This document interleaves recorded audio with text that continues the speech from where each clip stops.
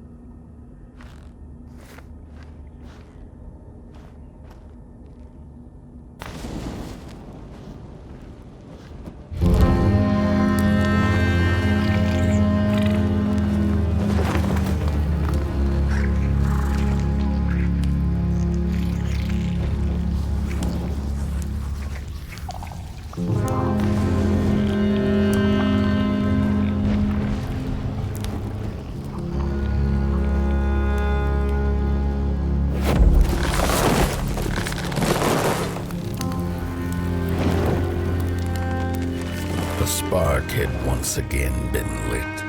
It was told that for the being who kept fire in their heart, all darkness would vanish. Nevertheless, this long night seemed endless and fraught with perils.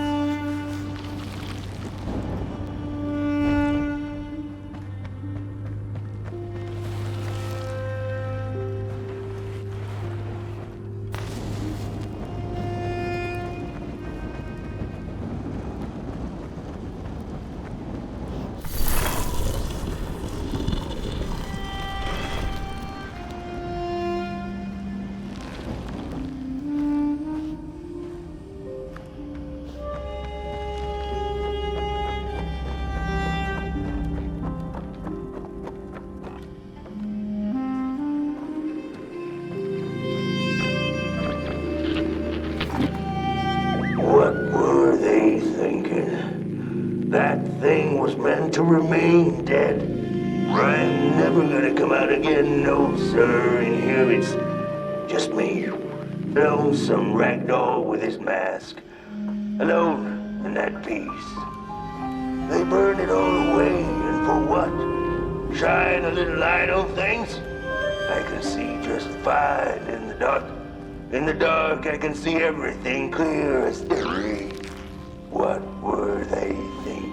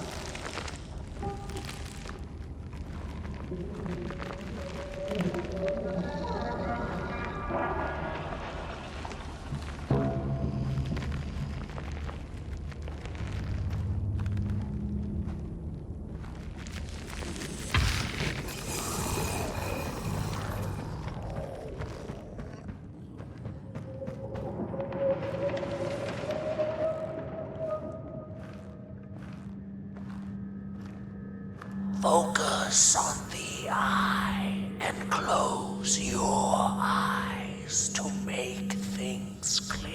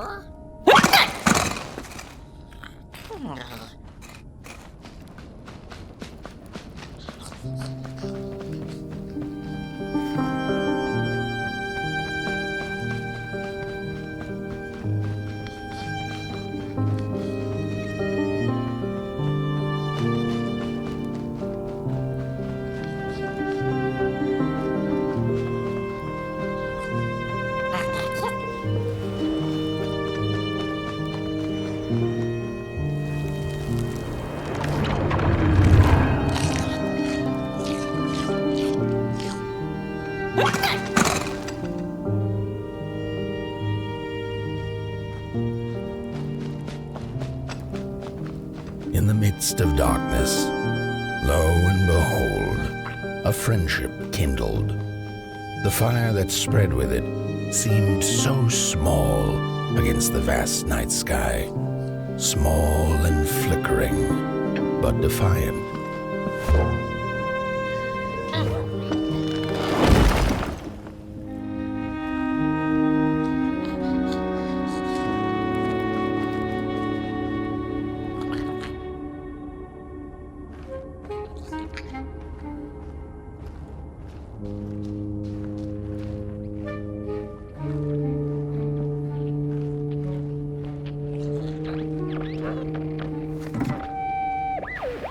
With wire, clay, and fire, the craftsmen built the foundations, followed by the trees and the rocks. And after them came little houses for us tiny ones to cower in. For existence was so big, so vast, that without a roof above one's head, one could have fallen straight into the skies.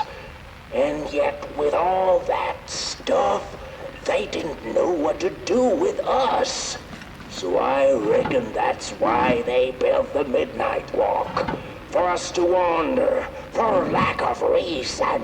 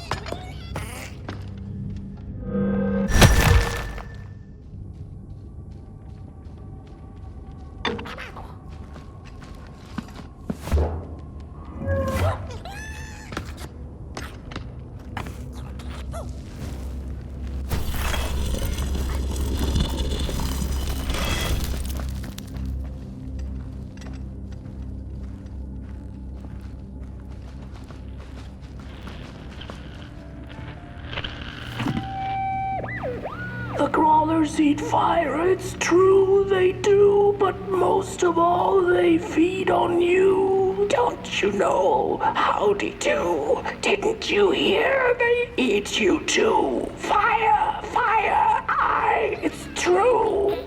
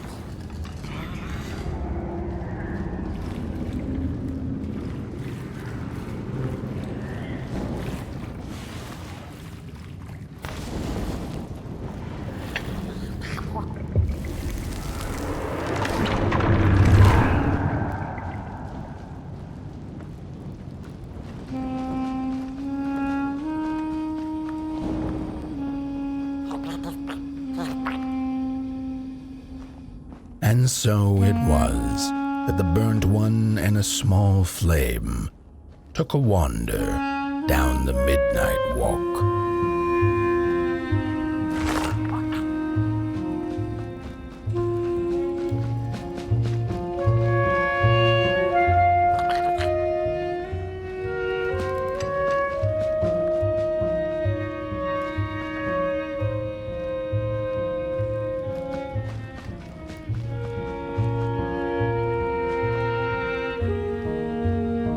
In the closing nights of this era, a wandering flame. How rare, a little pot boy. This is already the end. Your pot boy, the last ember of the work table that was. You are destined to carry this torch to Moon Mountain. It is inevitable. We must all partake. Your purpose burnt into clay. Your pot boy must spread his fire.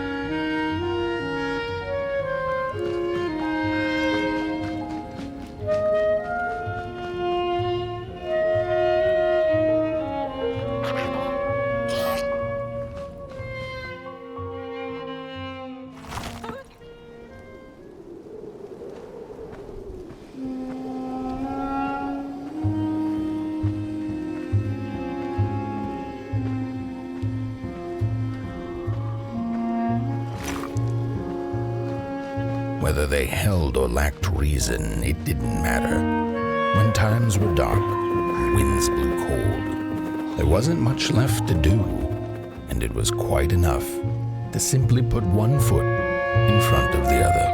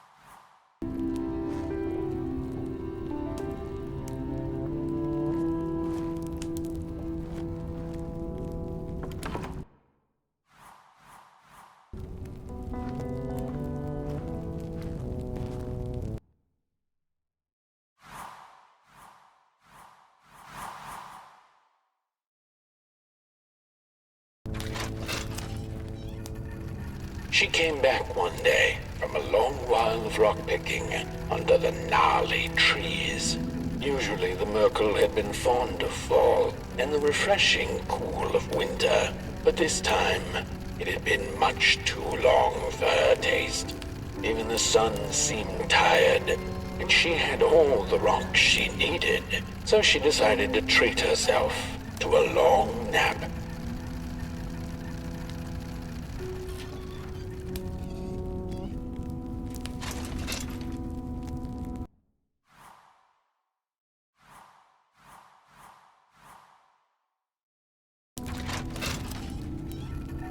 The Merkel dreamt many dreams of the mysterious moon and the critters living within its craters, and of the ocean and its deep secrets known only to the sea creatures and the corals, and of the twinkling stars that had so much to tell, but they were too far away to be heard. All of it intertwined in a colorful tapestry.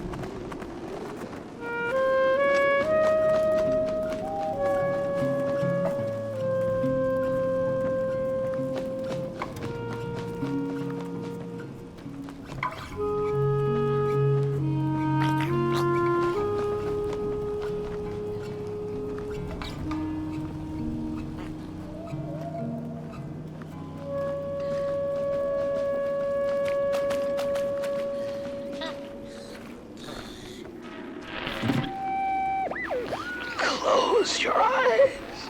Listen. They sense you. They feel you. That's so beautiful.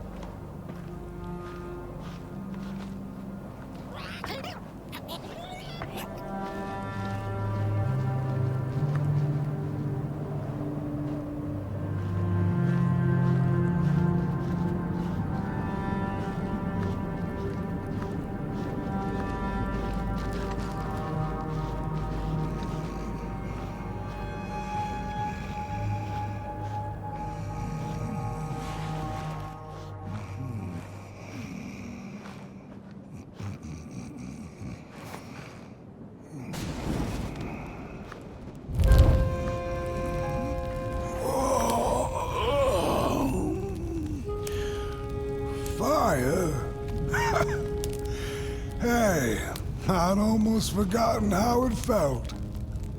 And salutations, burnt one. Fancy meeting one of your kind here. You're the caretaker of this little firecracker? I reckon you must be headed for Moon Mountain. Am I right? Well then, on one hand, it's just a matter of walking down the road. But then on the other, the Midnight Walk has a mind of its own, and a mind to teach its rider a thing or two to boot. So if you are intending to walk the walk, you better... How is he? Didn't see you there. So glad to see you back on the move. And as I told you, it ran away from its owners. It's been waiting for the right passerby ever since it ended up here. Well, Meg, don't let me keep y'all. See you down the Midnight Walk. And, burnt one, wherever you end up this long night, keep that fire alive. It's really all that matters. Don't take my word for it. Just see for yourself.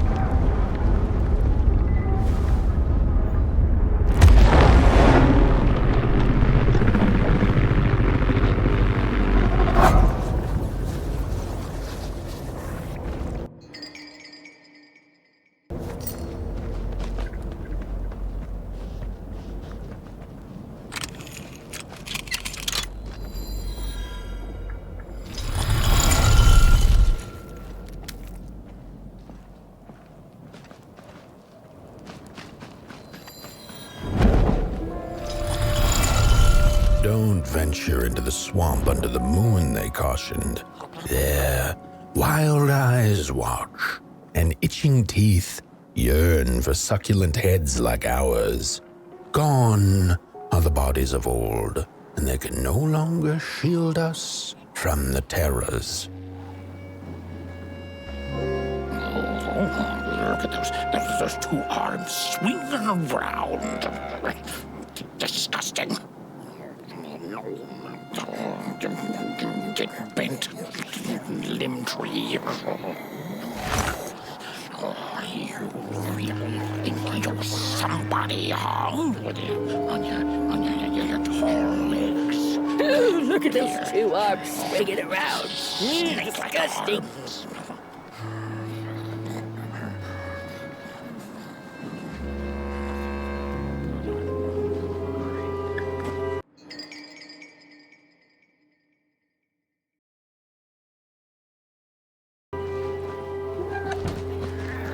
It's up.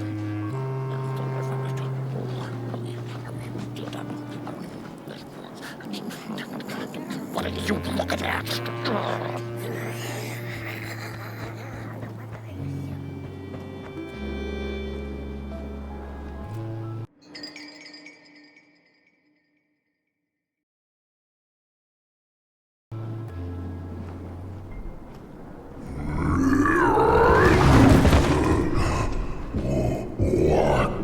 What is this? A somebody approaches Nobodyville?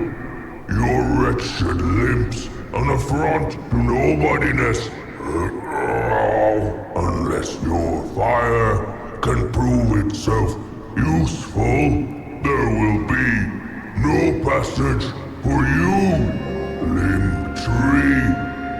Go away.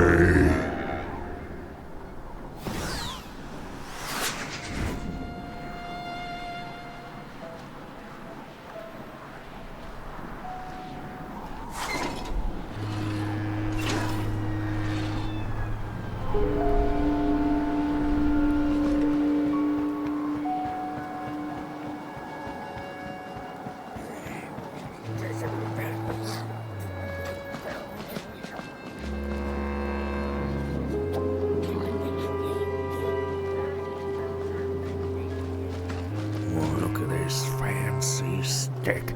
It's my favorite stick in the whole. No, my stick! Give it back! No! Oh, my stick! My favorite stick! Oh.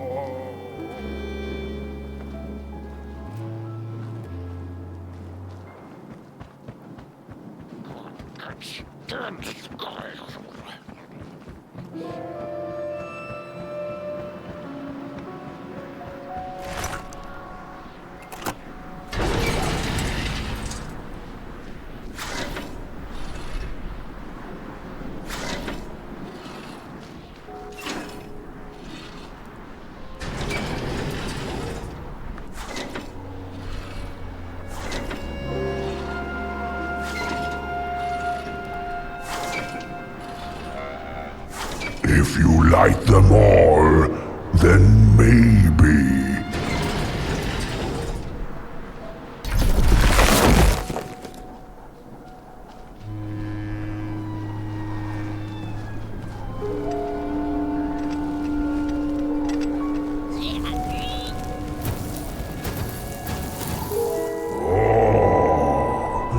The candles have not been lit since before the great beheading. Now fire is back.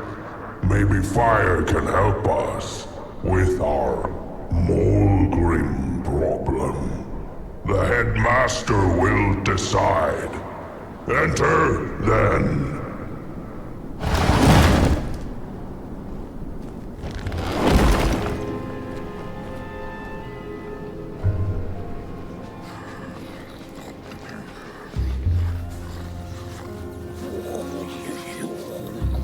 Get out of here.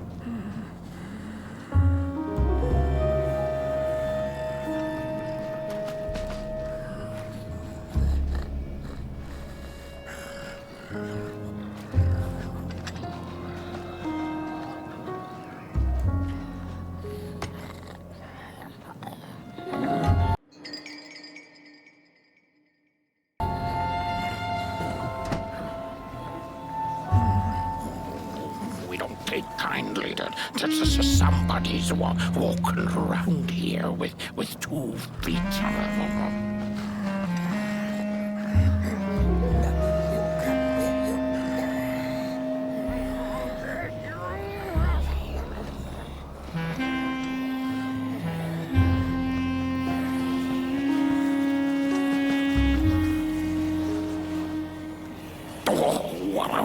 What do you think you're doing here? You can't be here. You shouldn't be. Why are you here? Here to set us on fire?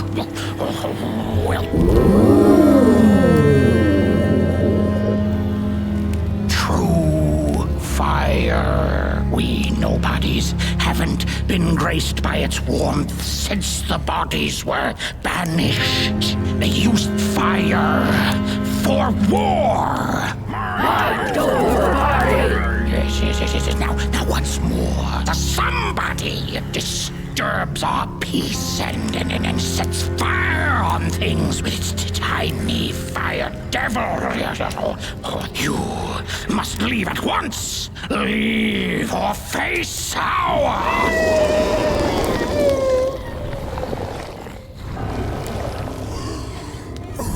It's the Moldrum! Grab it!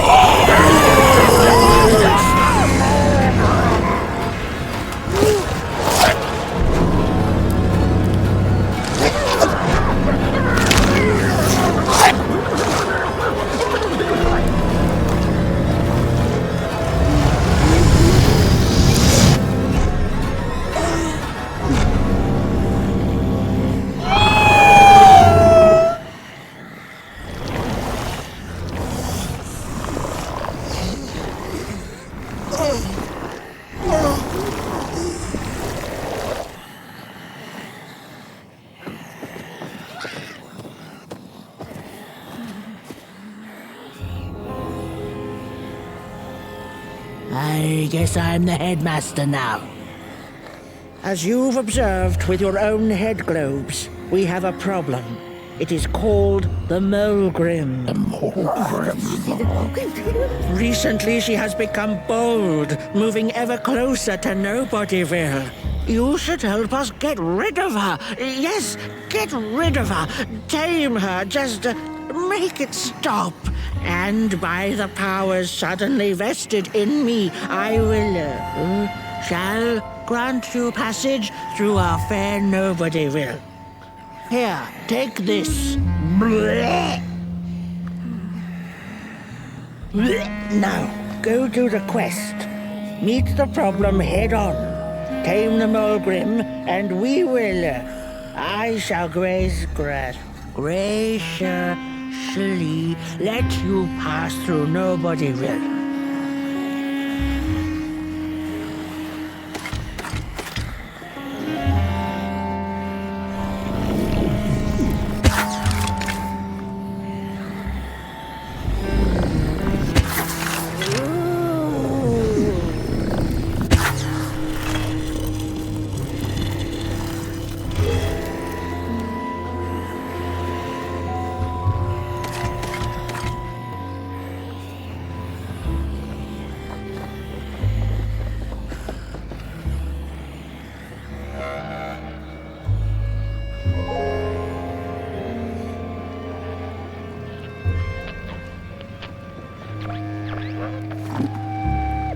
Mind over body! Mind over body!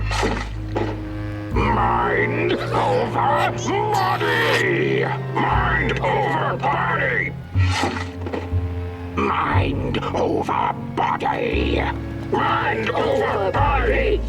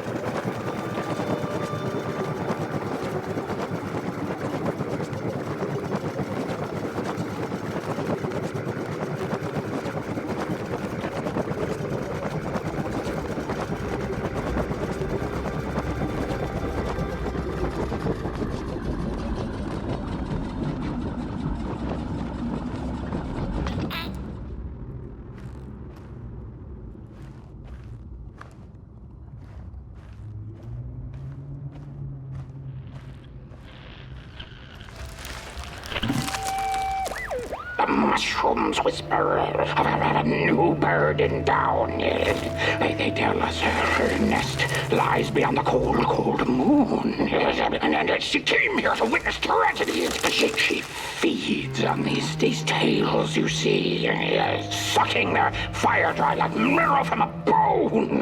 Her eyes are on us now. Like a vulture she waits, knowing that we somebodies are about to tear each other apart.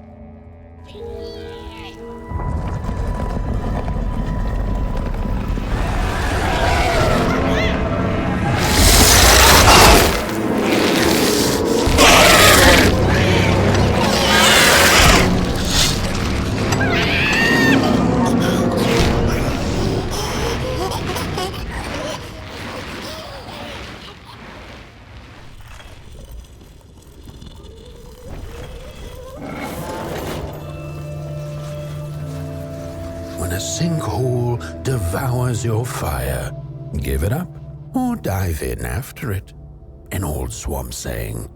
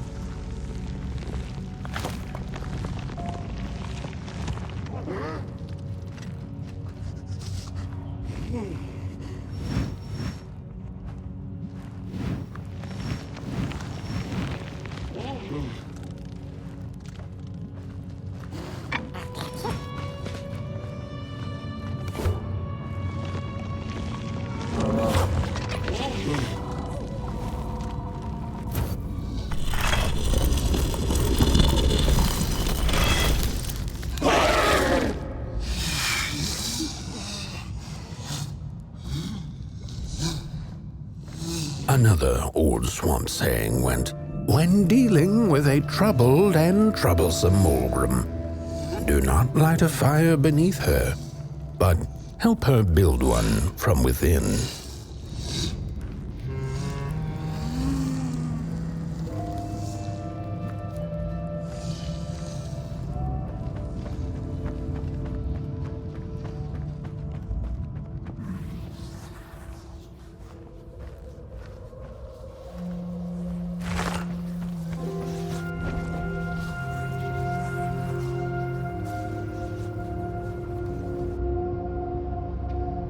Oh, my neck hearkens the anguished howls of the Mulgrim, and the bitter patter of feet. A somebody and its flame, albeit a small one. 'Tis enough, perhaps. The Mulgrim's precious shards, they must be returned to her lair, to her cauldron. Only then may the cleansing fire burn.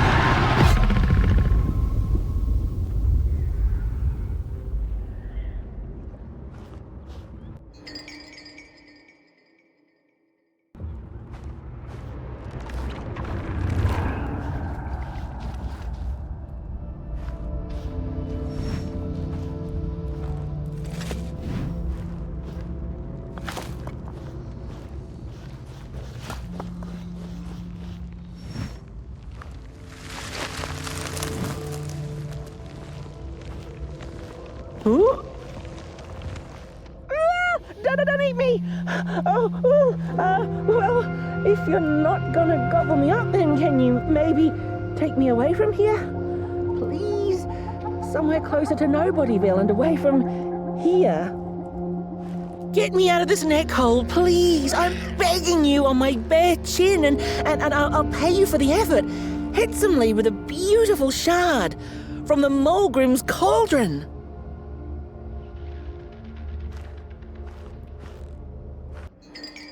Take me back to Nobodyville, please. I can't take this tension much longer.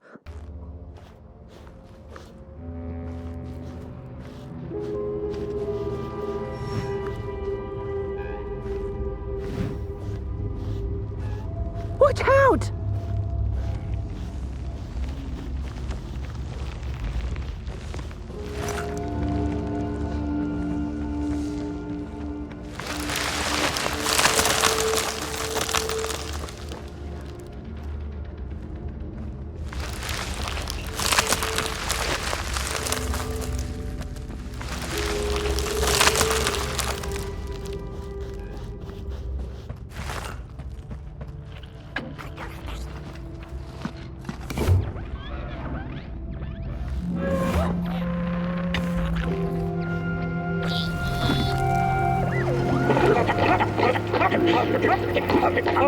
Hands up! Ready! Up! Wreck with your boots! We'll take with your hand! Full of fire! The fire is ours! Take the charge! Take the fire!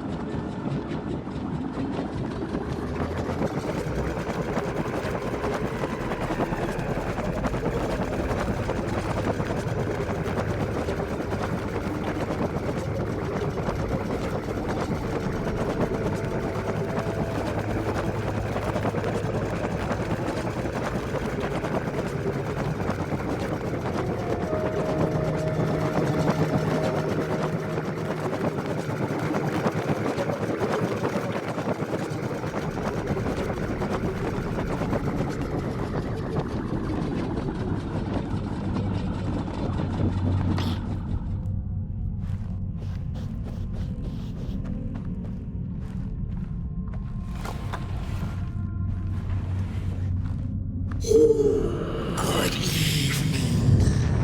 Or is it morning or afternoon? Hard to tell without a sun, isn't it? No, it is most certainly night. Or moonbirds hooting wouldn't make sense at all. Speaking of sense, will you help an old bird find some in this story?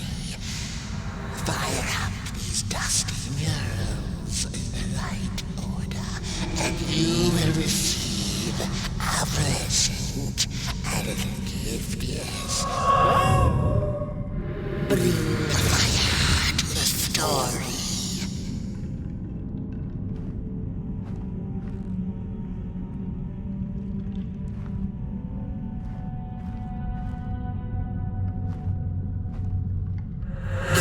Ended with a great, gruesome beheading.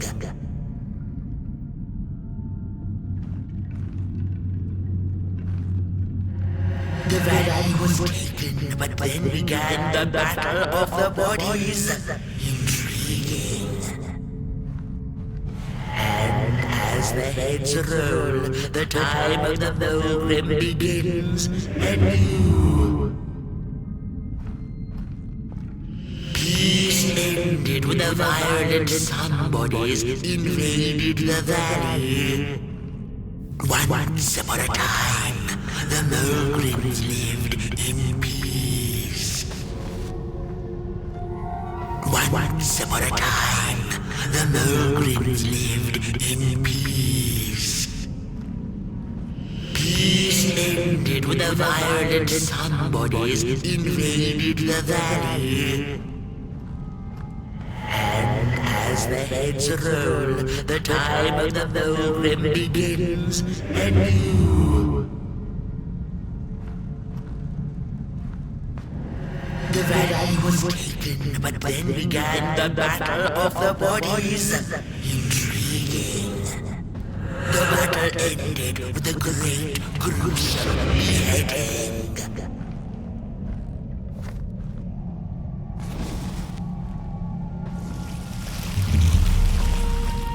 For time immemorial, the Mogrims had lived in the valley in peace, sharing good eatings and howlings around their fire, which they had inherited from the skies.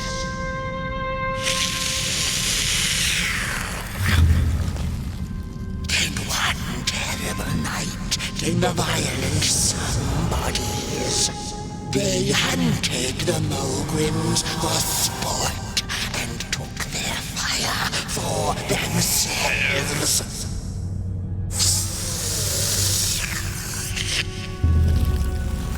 But the somebodies knew not what they were dealing with, for as soon as they held the fire in their grubby hands, they began to fight one another with it.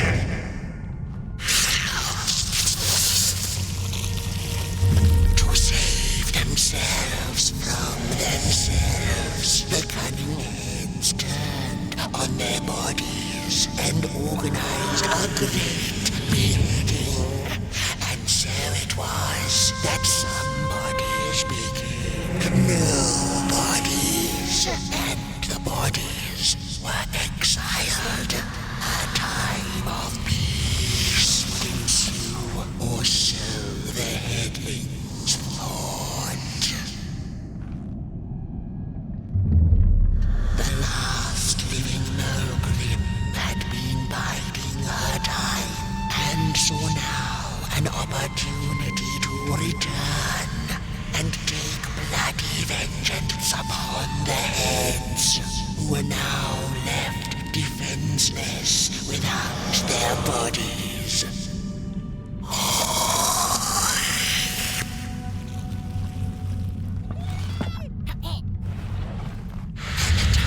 Of the Mogrim begins anew. A storied meal indeed. Moonbird thanks you for feeding her and proudly upholds the promise. A gift. A shard from the Mogrim's own cauldron. It looked so shiny in the moonlight. Moonbird simply had to take it.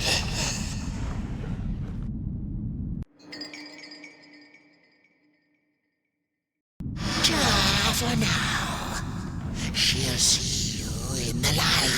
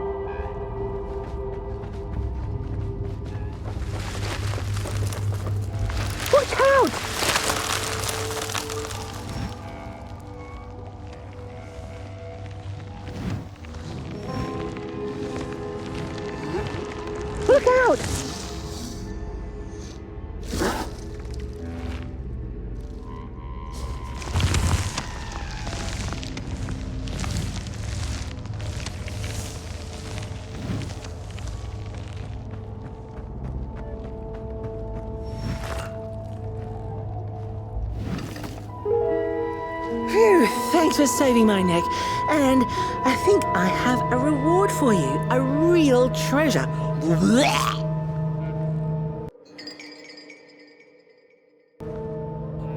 There you go. One of the 3 missing shards from the Mulgrim's Cauldron. Yeah, I stole it. Oh, I thought I could maybe buy me some kind of ticket away from, well, everything. Start anew, you know? A good head on a pair of healthy, strong shoulders. Eyes on the horizon. Gosh, the horizon. Do you know I haven't seen it once since I lost my body? I really do miss my body. It's a real shame when you think about it, you know? The things that we do to ourselves, to one another. What we did to her, kind. All in the name of some sort of control. It doesn't make sense. Anyway, I guess I'm sad.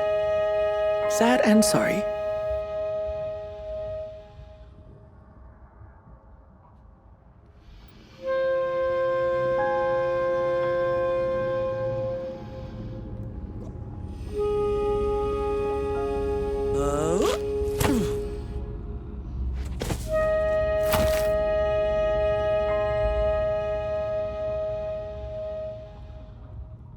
Hey, thanks. You're a great listener. You know that? Just take care of that shard now and maybe put it back where it belongs. Yeah. Goodbye. It's easy to lose one's head when everything you love is either gone, broken, or dead. Yet another forgotten swamp saying.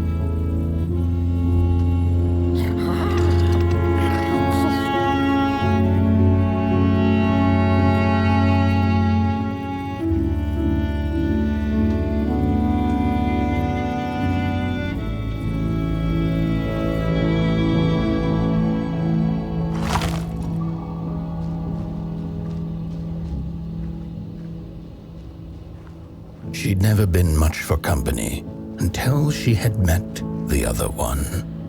He had shimmering scales, an appetite for life, and carried a faint scent of rotting leaves she found irresistible. Oh, how they used to laugh at the distant stars, bitterly, together.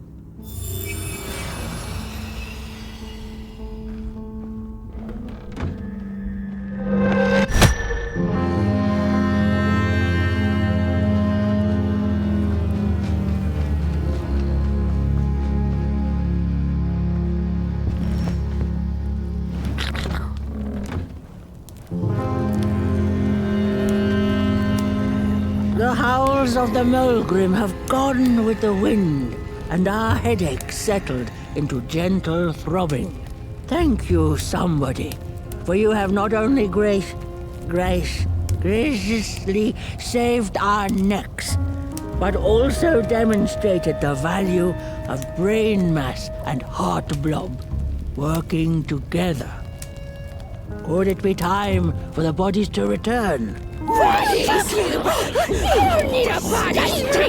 We must convene on this matter, and you and your wandering flame must now leave through our gates and keep on walking the midnight walk to Moon Mountain. Mountain! Here you go, somebody. This key will open the town gates. The mountain once again beckons, and the call is answered. Fare thee well, and take good care of your flame. The dark itself is hungry.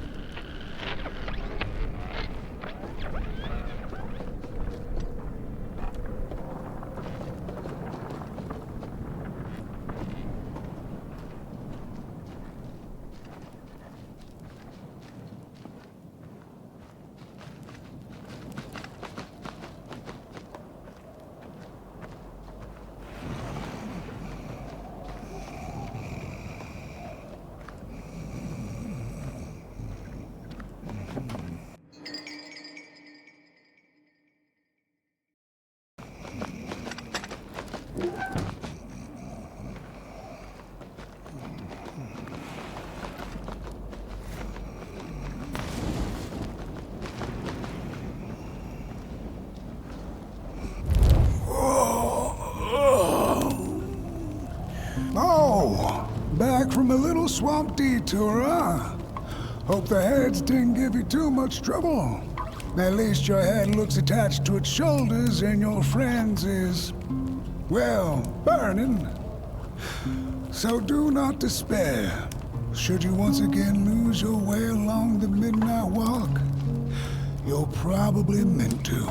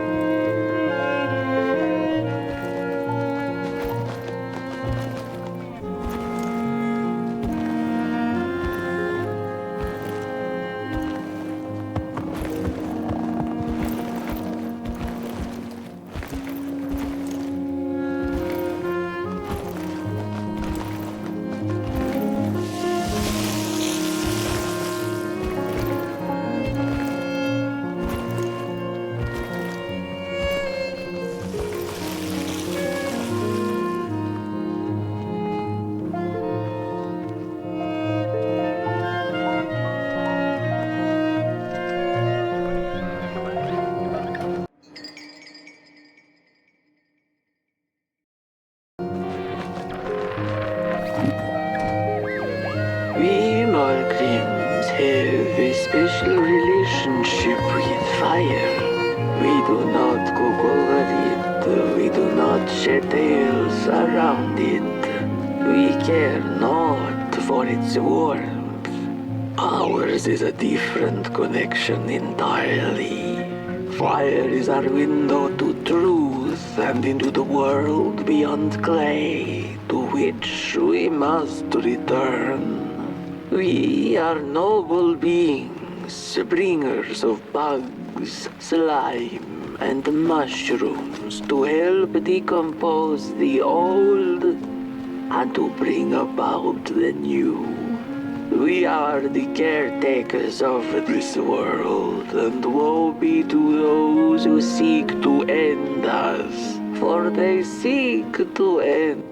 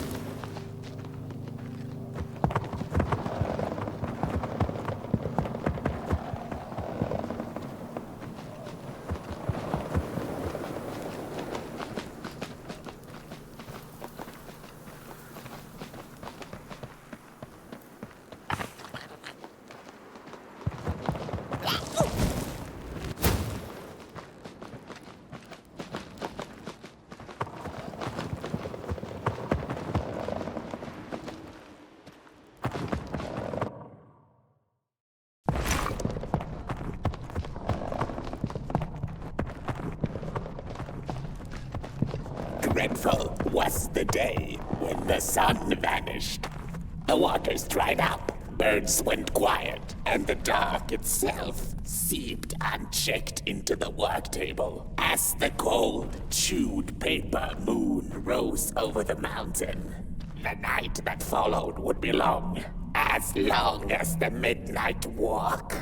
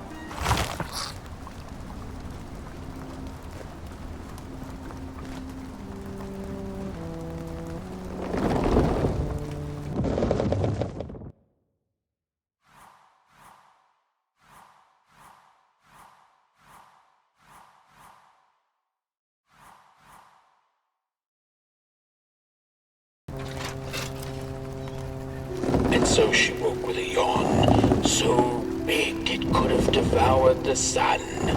She had slept for just about a decade. A decent nap by Merkel's standards.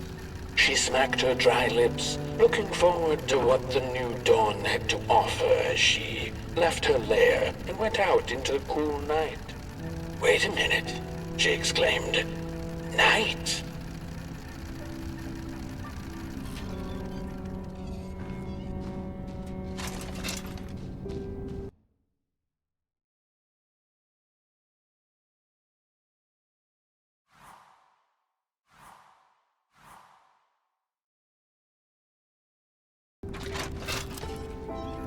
Where was the sun? Where its warm rays should have been there was only the vast night sky, not a star on its face. Well, the Merkel mumbled softly to herself, winter was late, So now the sun must be late too.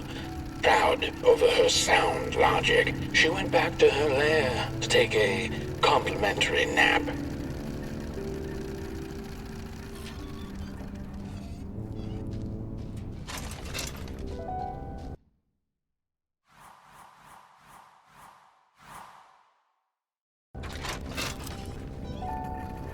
The Merkel had taken a nap that had lasted 2 decades. Now that counts as oversleeping even by Merkel standards. She had awoken anxiously this time, feeling misplaced and confused. The confusion grew further into panic when she was greeted not by the sun's life-giving caress, but once again by the silently mocking night sky.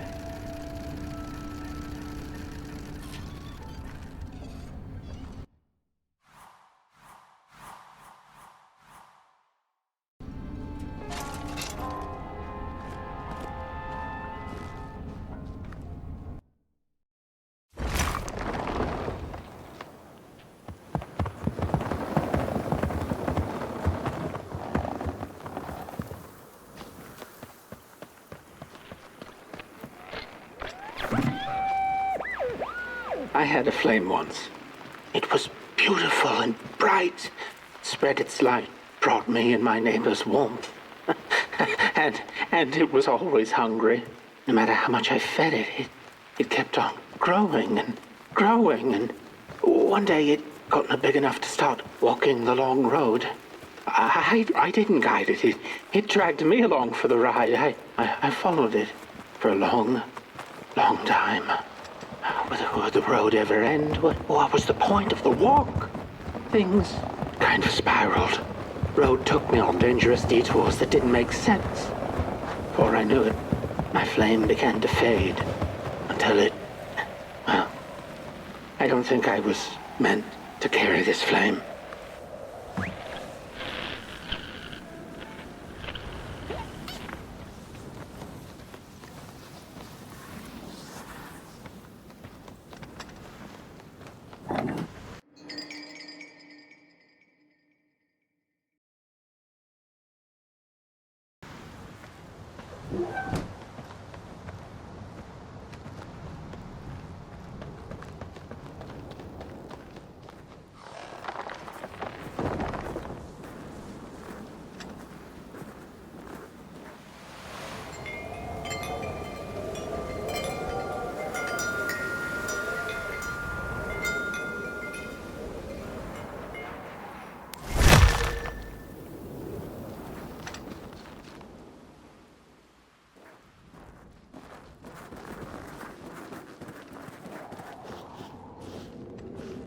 There once was a freezing cat who was looking for shelter when she came across a dark cave. "Step into my abode," offered the dark. "It will warm you if you surrender your wants."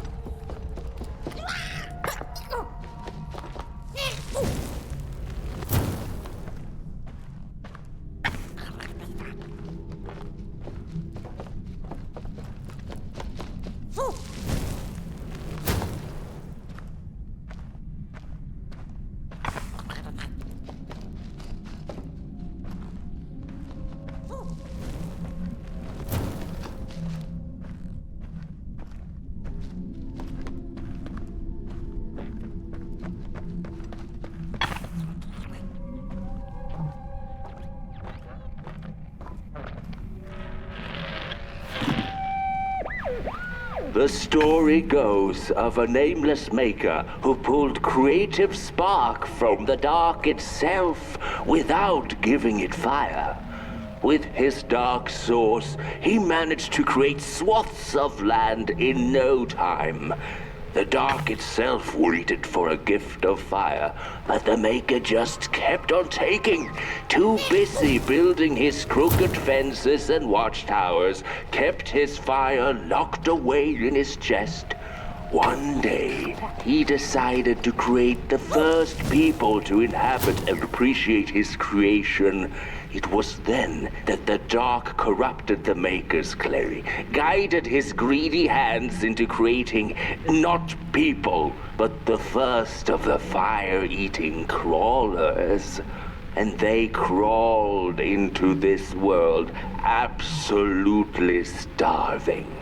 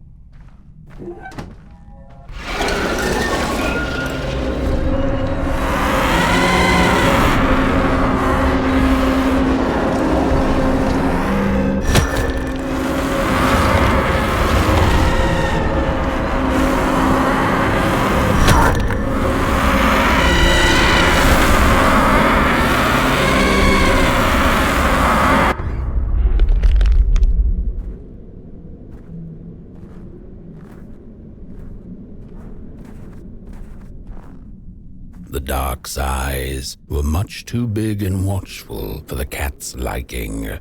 She went on to find warmth somewhere else.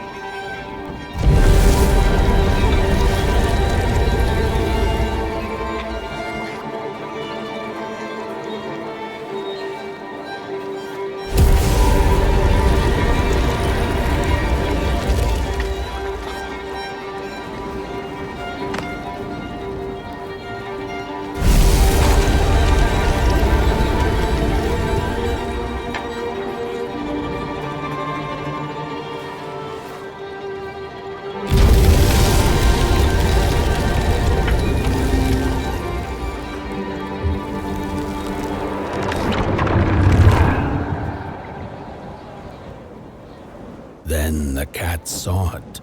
Rooftops piercing the sky. Approaching the town, she was greeted by a crone. Come, kitty, kitty, you must be tired. Sit in my lap. Share your soft fur, and I shall warm you for a spell.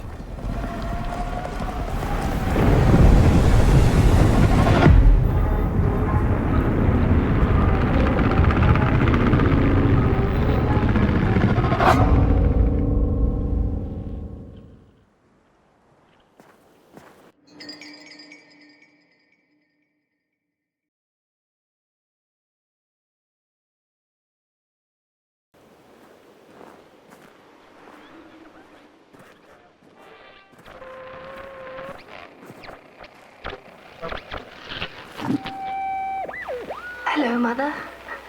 The well said to give it a match, so you and I could talk again. I hope this works, because that was my last one, and well, it's cold now. But it doesn't matter. We can finally talk after everything. So, how are you? Do they have fire where you are? Not the hellish kind, I hope. Is Father there too? I think you should talk to him again. I know it doesn't seem like it, but I know he loves you still. I love you. Still. I can't feel my hands. I can't feel anything.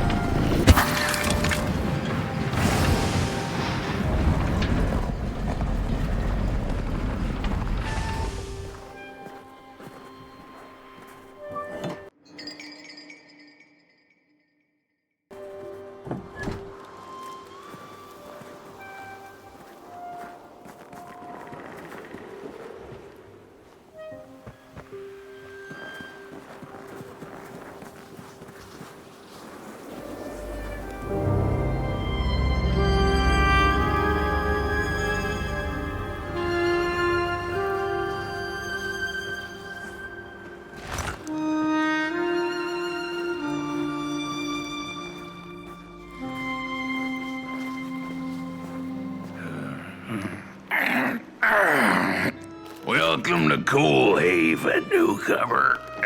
Good to see a flame in these parts again. I'll be your guide tonight. This furnace here used to run on coal and fire, don't you know?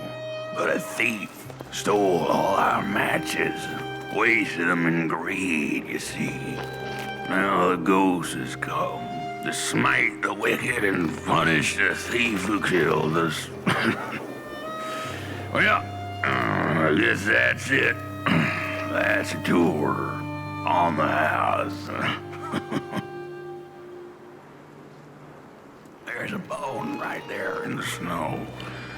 There ain't no place for a bone.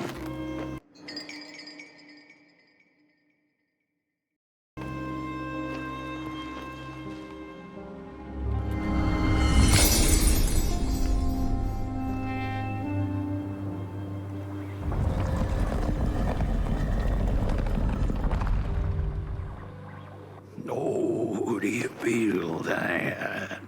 Something's changing. That furnace was the soul of the city. We used to worship it, us coal miners did. Fed it trees and fire like it was a hungry, angry god. This broken body's going nowhere, but yours is. Walk the streets, listen. Just don't believe everything the half-dead say.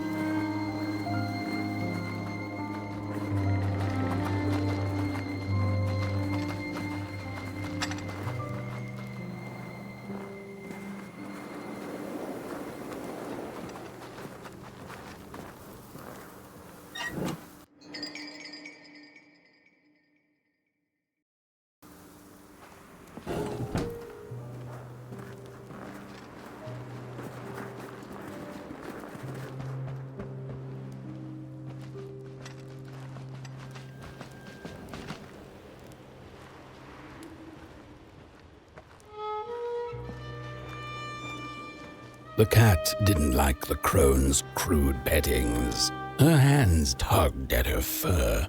Now, rest still, the crone said, as she pulled out a crooked knife. The cat was quick and escaped just in time.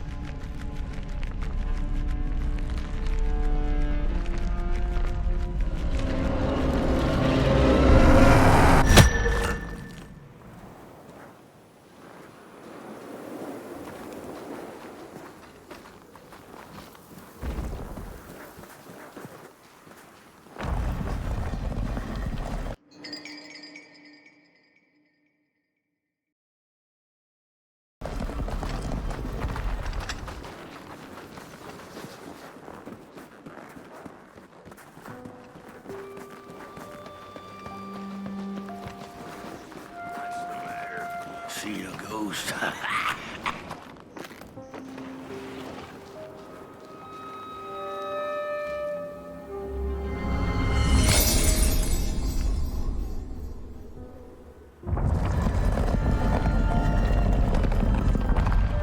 The thief loved the stars. Would have plucked them out of the sky if it were possible. But the dark itself stole her stars, turned the thief's sky as black as a cup of joe. And so the thief began to steal matches and lit them, hundreds of them, like little stars of her own. The crooked path to the house on the hill lies open. Wherever she sought warmth, it had a price. The miners needed the cat to get rid of the rats, and the vicar wanted her protection from bad luck. Bony hands reached out from all around her, trying to grab her.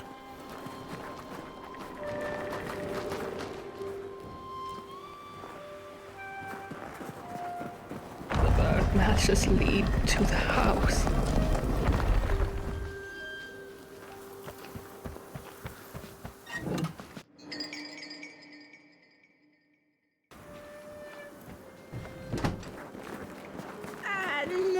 For what they did. We're running out of matches. The furnace is dead.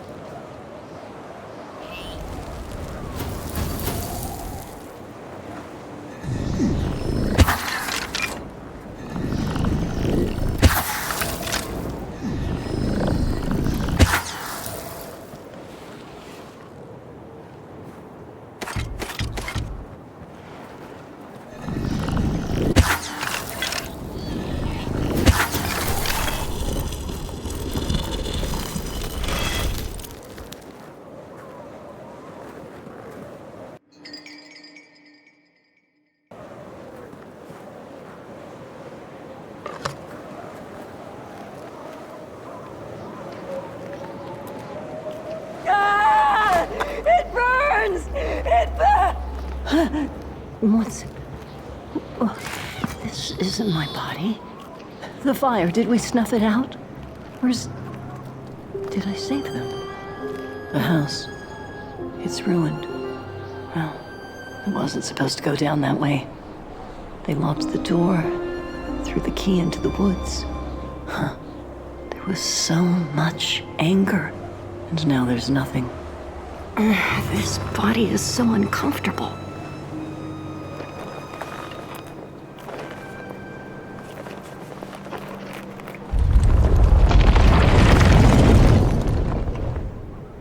While I was in the black, I had a dream.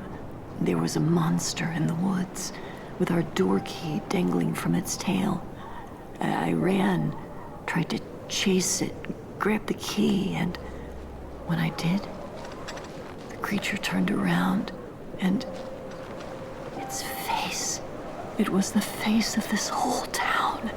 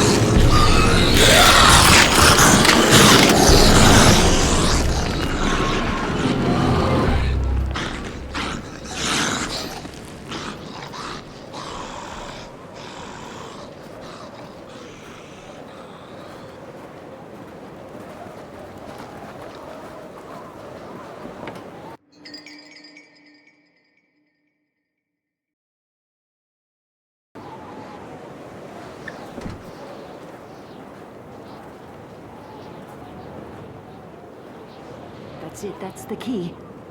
Unlock the door. Please. I want to see my home again.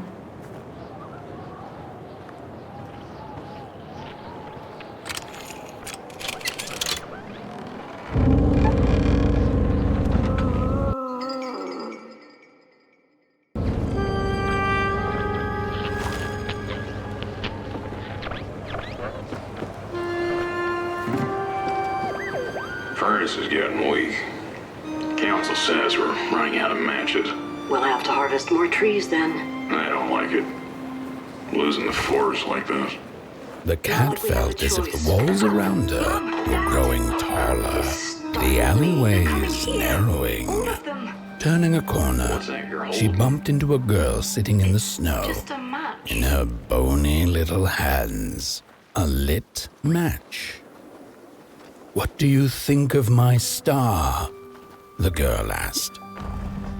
"Isn't it pretty?"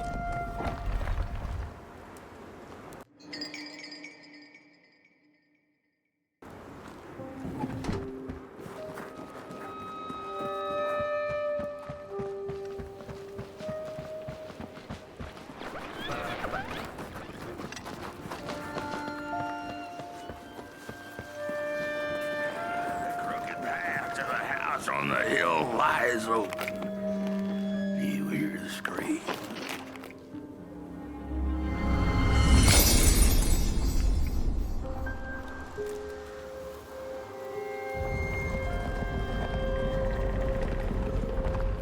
With no matches left, we couldn't light the furnace. And the thief paid a terrible price for her burning greed. As the furnace died, one by one, so did we. But before we perished, the dark itself moved into our hollow husk, turning us cold and wicked. If I had a heart, I'd feel great shame for what we did. I'd feel great shame for what we did. The old man feels it too. Should have been long dead with the rest.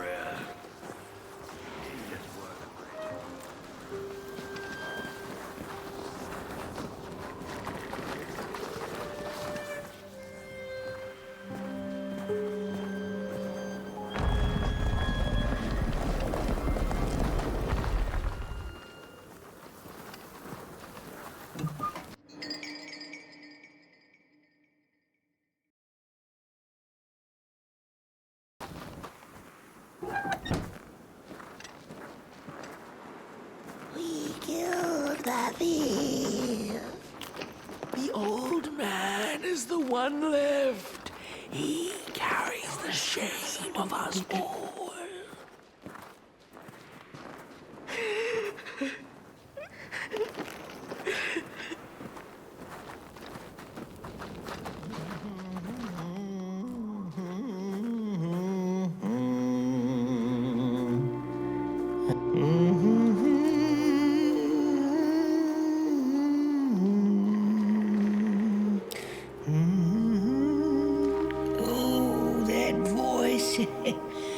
What I wouldn't give to hear her sing again.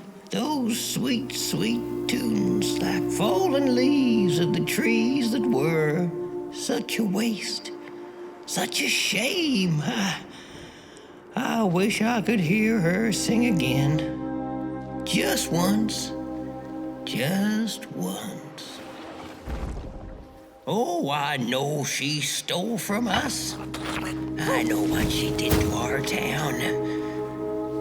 But she could sing. This town's not much without fire, no. It's even less without song. If I could just hear that lullaby one last time, I know I'd be able to move on.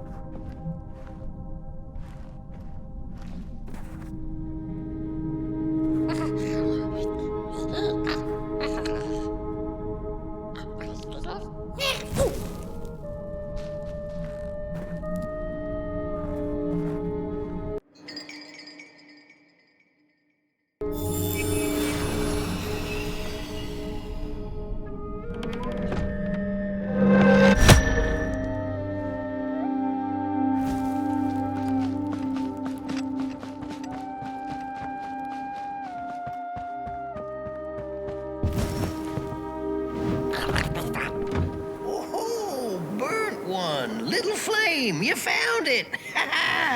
Does it still...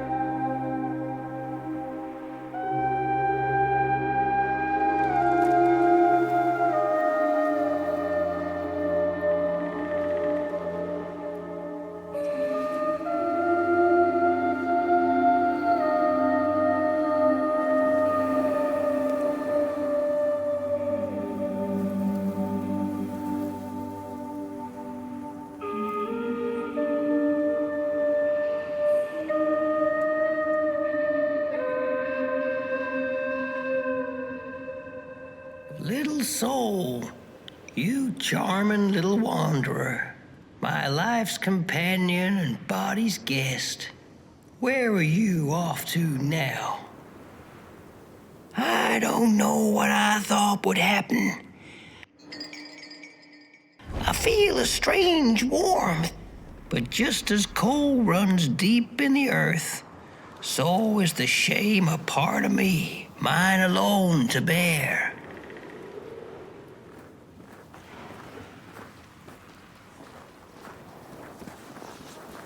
The girl offered her burning match, her last star, but the cat could tell she needed it all for herself. Grateful for her unconditional kindness, the cat left her to her ghosts.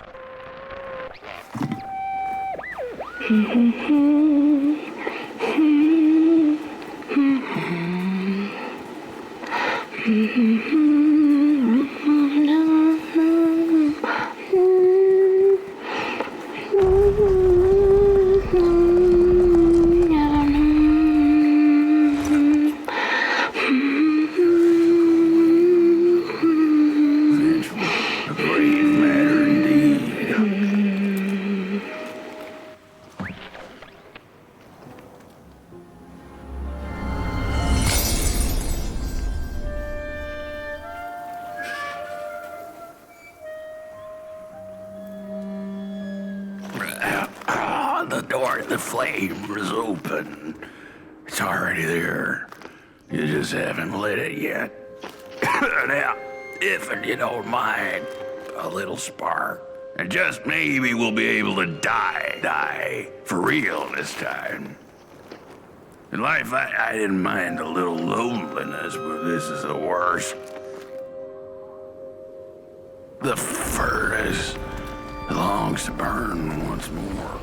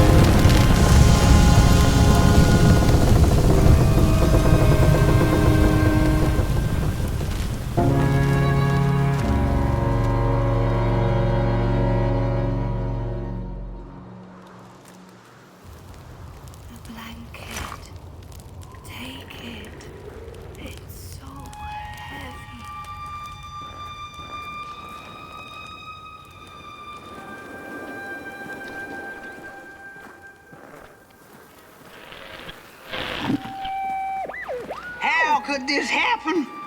Whoever did this? Oh, the flame warms the righteous, but the wicked who love destruction, the flame burns with a passion. Only warm the furnace! Feed the thief to the furnace! Feed the thief to the furnace! Coalhaven is doomed! On the wicked the flame shall rain fiery coals and burning sulfur. A scorching wind shall be their lot. Come forth, thief, and confess your hideous crime! Release me. Remove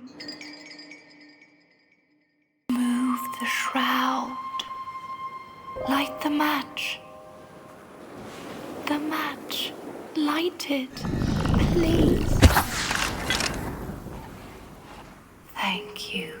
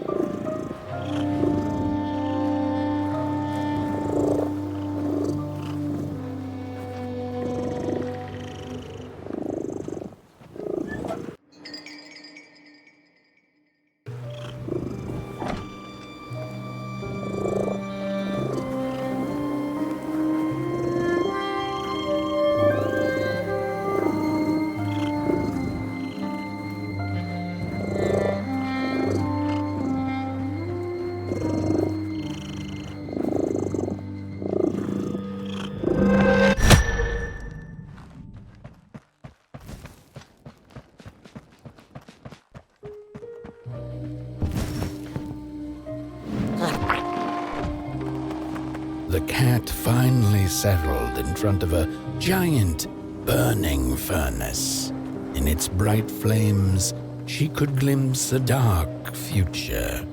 This did not matter to her, for now she was eternally warm and at peace.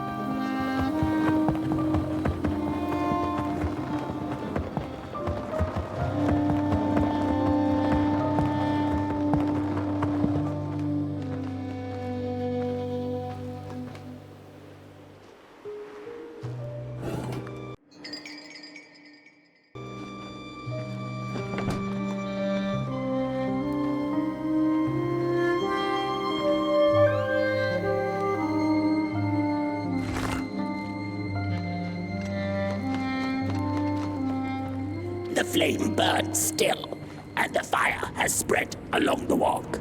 The cold takes its toll, and Potboy's flame flickers. But it is still enough for the climb to Moon Mountain, to light the final fire. The road always leads to Moon Mountain.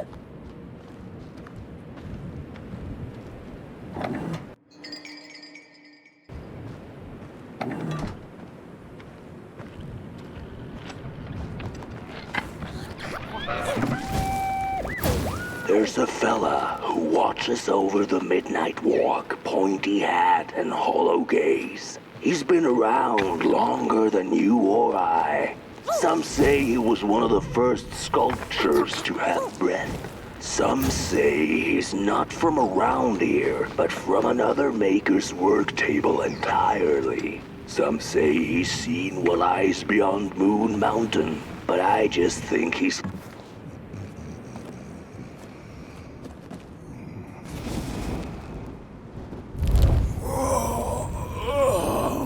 Hey, my. The bird one and its flame approaches. The road's been long, hasn't it? And it just keeps on going, don't it? Why don't you rest here for a spell? Change is in the air. Warm winds coming in from Coldhaven. I trust you're not pushing that little flame of yours too hard.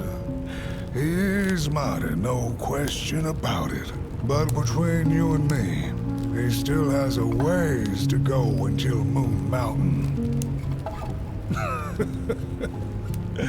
Ah, heck, it ain't my place to tell you how to tend your flame.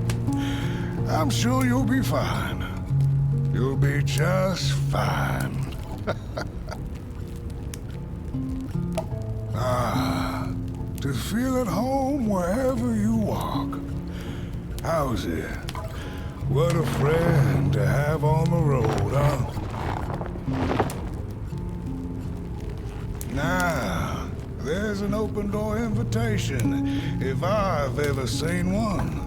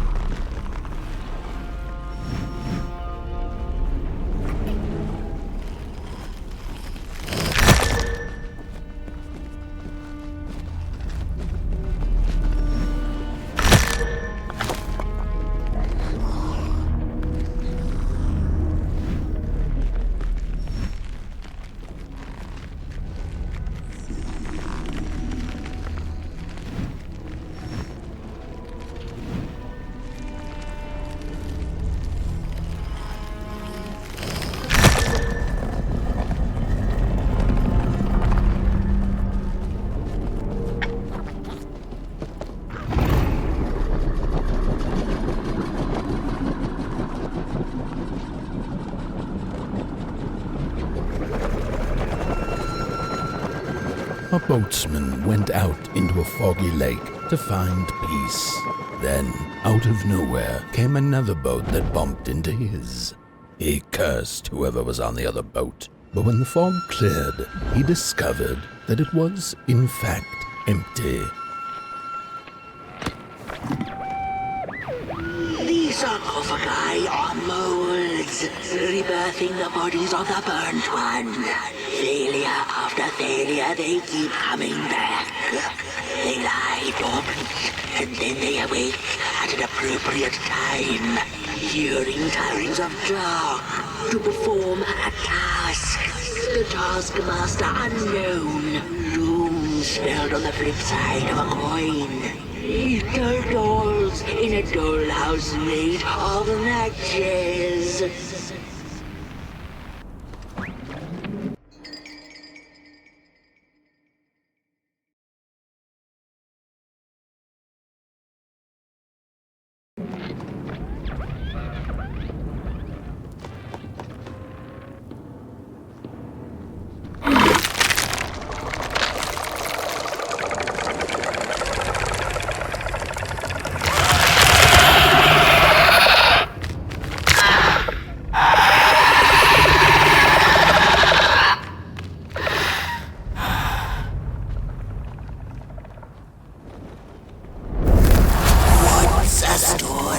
Without a little adversity.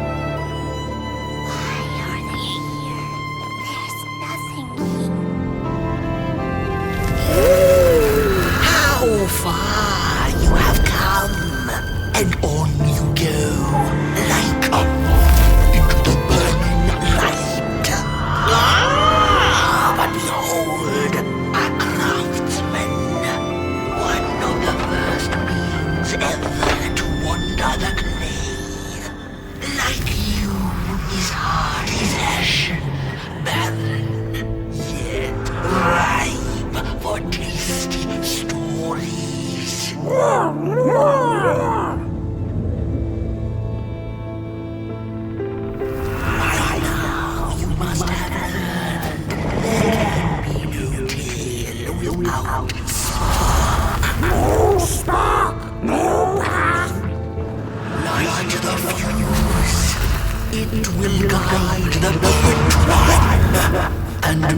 fire, feed, moonbird. A symbiosis most reasonable. Don't you agree?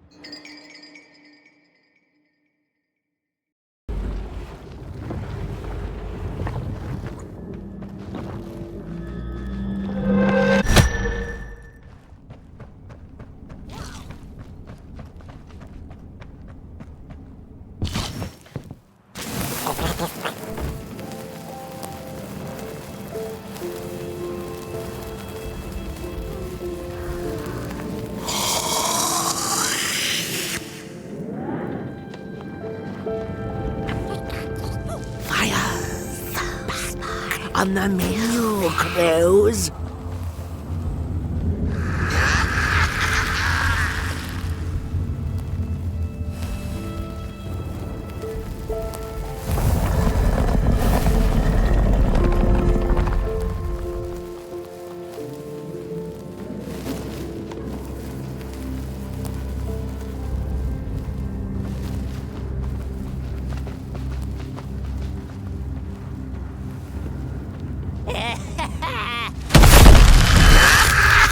I see you. Not a crawl closer, Moonbird.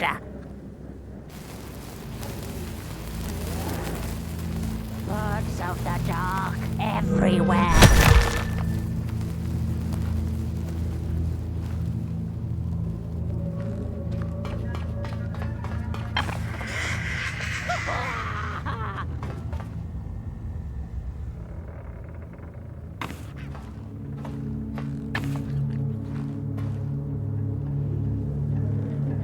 I see you. Not a crawl closer, Moonbird.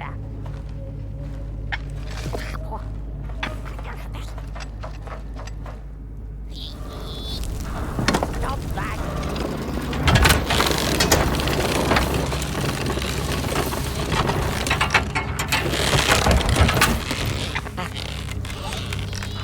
What are you tinkering with?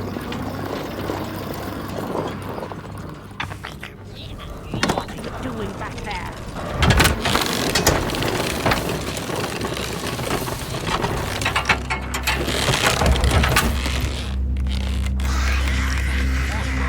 There's nothing here. I hear something around.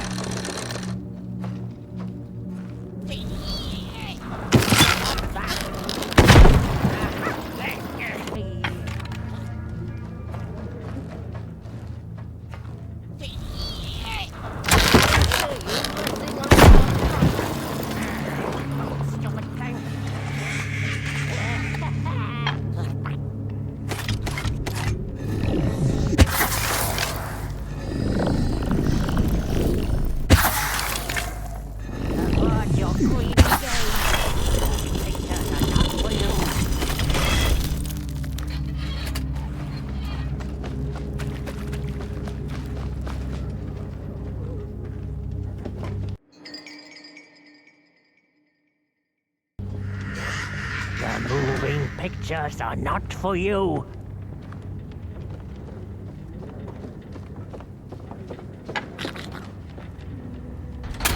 What? The pictures. They are moving again. Forbidden. It is forbidden. It is forbidden. Hush, no talking in the theater, fools.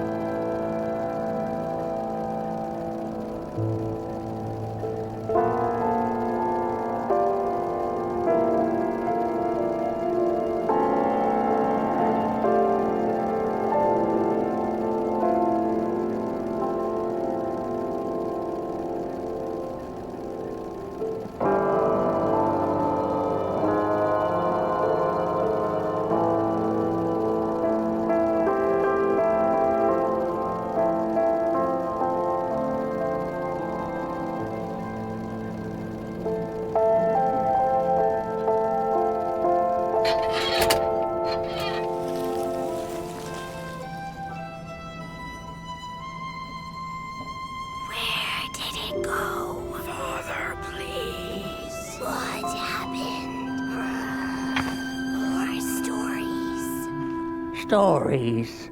How I cherish them. Real as clay, as palpable as the midnight air. They're all we have left once the dark has taken the last campfire from us. The projectors tell a story of failure. The craftsman projects it onto his creations. He keeps building, building without love for his craft. He needs to see it.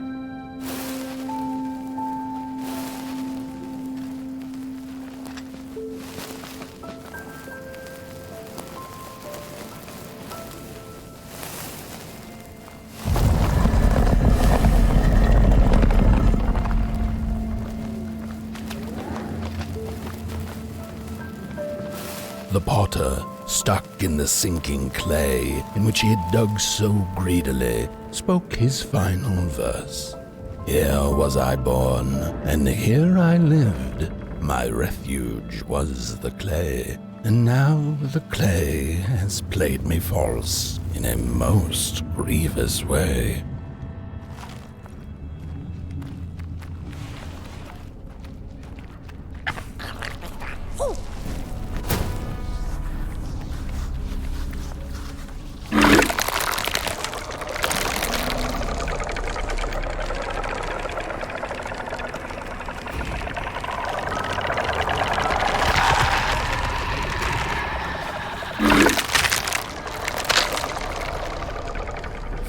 Blind explorers discovered a sleeping beast. Each of them touched it and described it to one another. Its skin is coarse, said one. No, its ears are big, exclaimed another. The teeth are its most prominent feature, declared the third. Who was right or wrong mattered little, as the beast awoke and ate them all.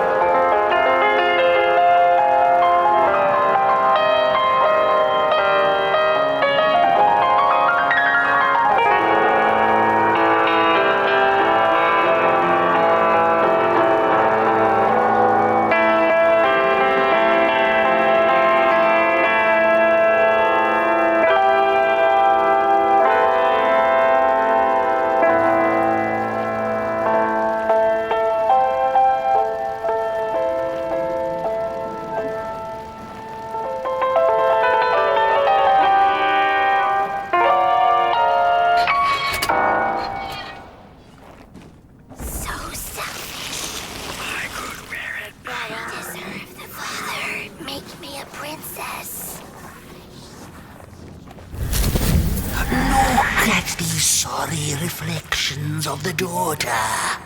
None of them will ever dance. Ever feel the warmth of their maker's heart. They can never be enough.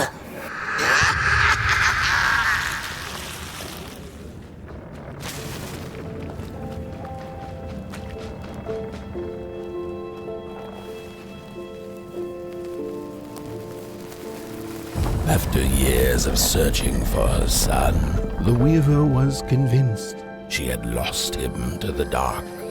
One night, there came a knock upon the door. "It's your son," said a voice. "Please let me in." Thinking this was some cruel spirit come to mock her grief, she remained silent until her son gave up and left, never to return again.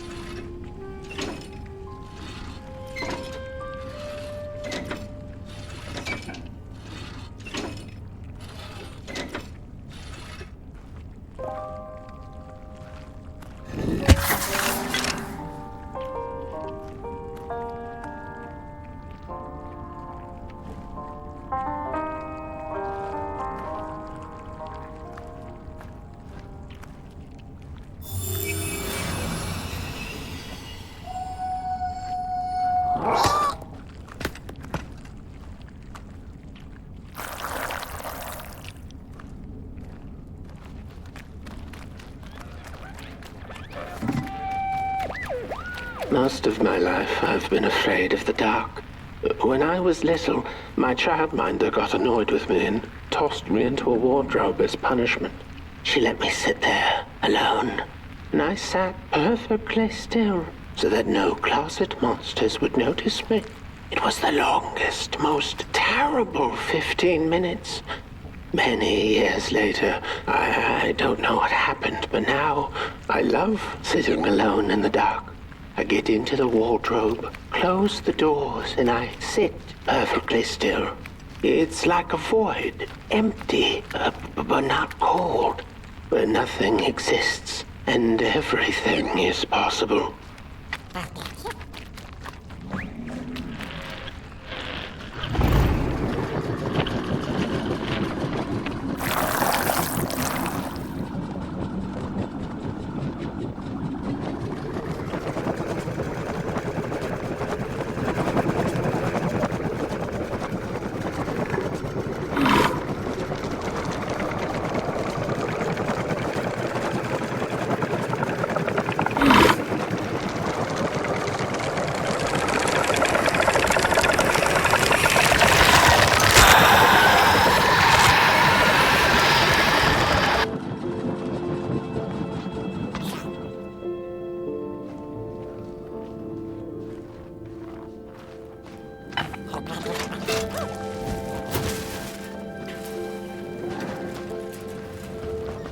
Have you seen the crystals?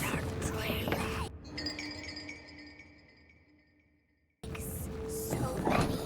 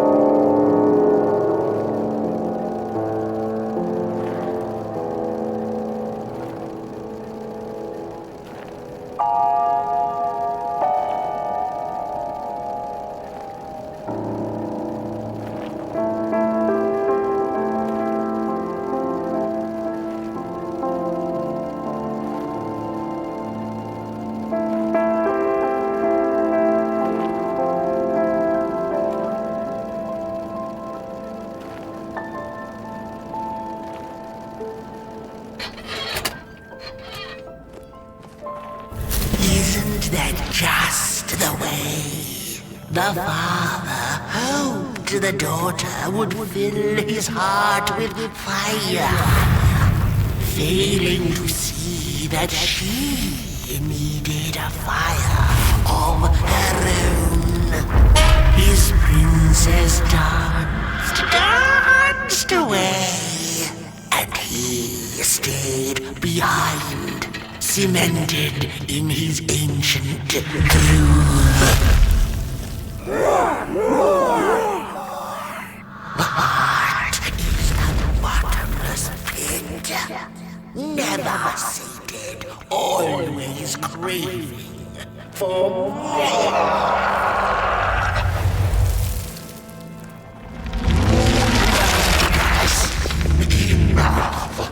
Keep on walking the midnight walking, don't run all the way.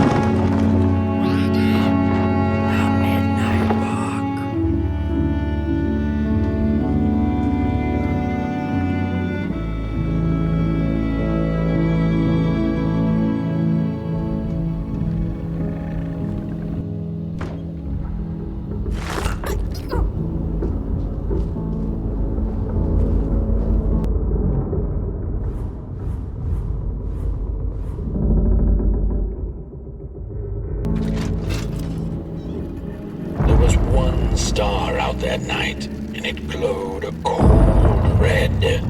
Who took the sun away? The Merkel asked it. But it was too distant, so she could not hear its reply if it had one. The Merkel had never felt so empty and alone. Lost in quiet despair, she managed to open up to the heavens and followed the gentle push south down the midnight walk and to the Darklands.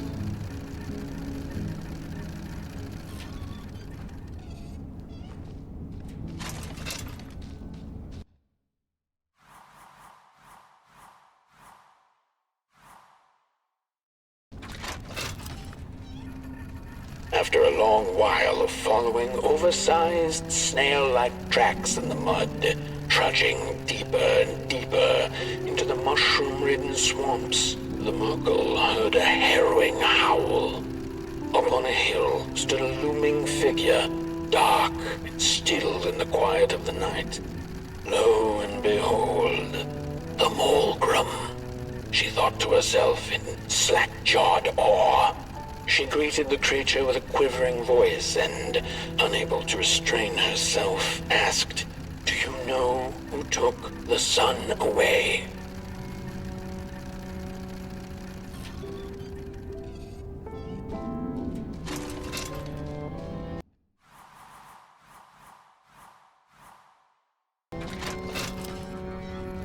Talking to monsters had never been any Merkel's forte, but this meeting proved spectacularly disastrous.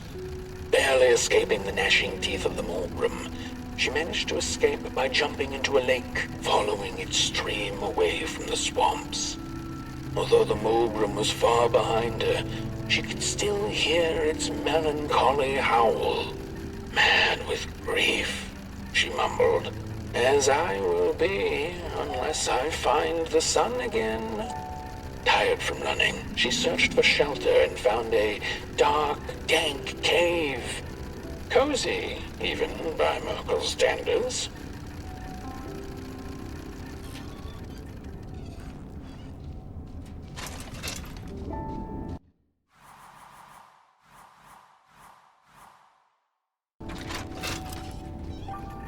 The wind blew cold in the cave, its whispers strangely soothing to the Merkel. As it turned out, the whispering belonged to a pack of starving crawlers who had begun circling her, their language known only to the dark itself. What are you searching for, little limb tree? They sounded in guttural unison. These are dark days, and your kind does not belong anymore. The Merkel gathered her courage. I am looking for the sun. I know you crawlers eat fire for dinner. Did you eat it? They sniffed her lantern hungrily, and instinctively, she offered its flame to them.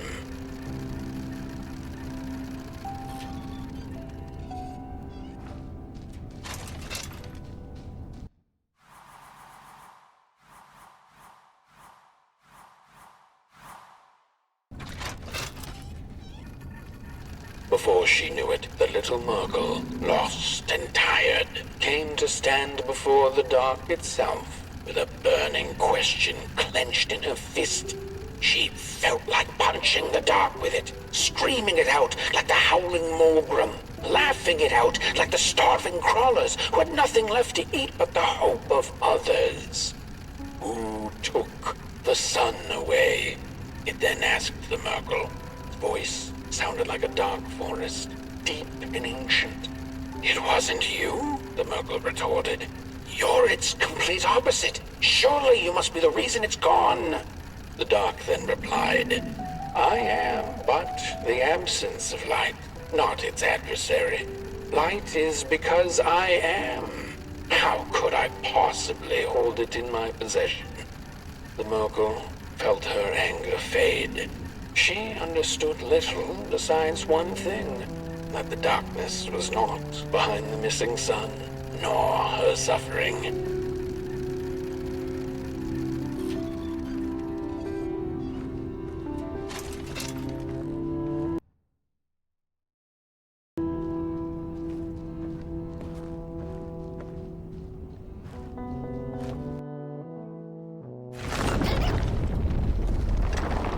The Wanderer asked the craftsman, How do you make such perfect sculptures?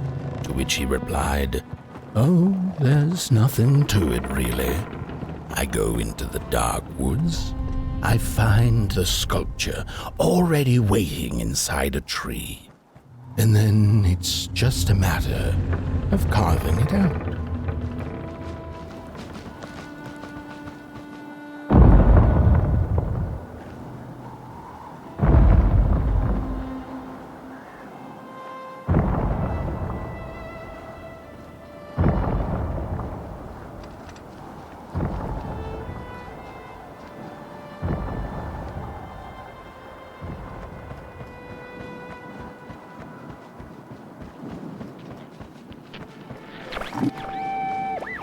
When I was a child, I exchanged letters with a monster in the woods.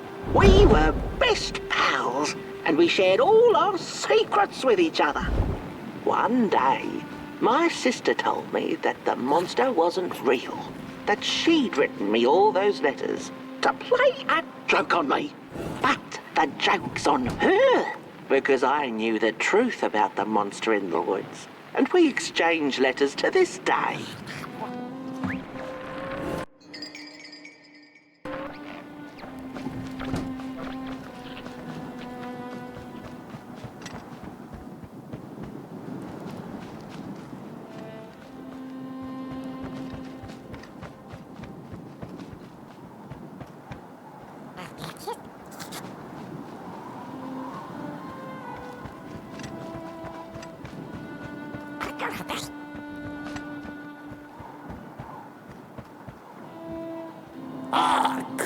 Not very far now. Not very far. The flame longs to be free. Caged, it cannot truly burn. How beautiful. How tantalizing. It is simply the way of fire. It is what it is.